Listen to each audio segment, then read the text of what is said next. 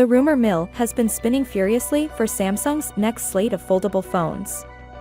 The Galaxy Z Flip 5 looks to be receiving a complete overhaul with a big cover display, but its larger and more costly sister. The Samsung Galaxy Z Fold 5 seemed to be essentially the same. So far leaked renders showing it folding flat, which was great, but there was a possibility the renders may be erroneous. Thanks to my smart price, we have the first leak press render for the Galaxy Z Fold 5 and it folds flat. This picture corresponds to prior CAD renders published in older leaks, highlighting several of its major modifications, notably the hinge. The render shows a phone that can fold entirely shut, a first for Samsung. It's long been reported that we'd be receiving a revised hinge that would eliminate the irritating gap seen on previous versions, and these renders seem to corroborate that.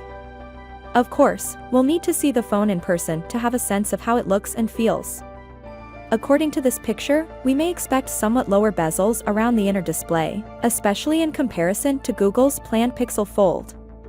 Aside from it, the phone resembles its predecessor, the Galaxy Z Fold 4. Earlier speculations hinted that this year's design will be similar, so there are no significant shocks here. Finally, the Samsung Galaxy Z Fold 5 press render displays a S Pen, which isn't unexpected given that the Galaxy Z Fold 4 permits the usage of a specialized S Pen. But if you were expecting for a slot to retain a S Pen, this render puts that hope to rest.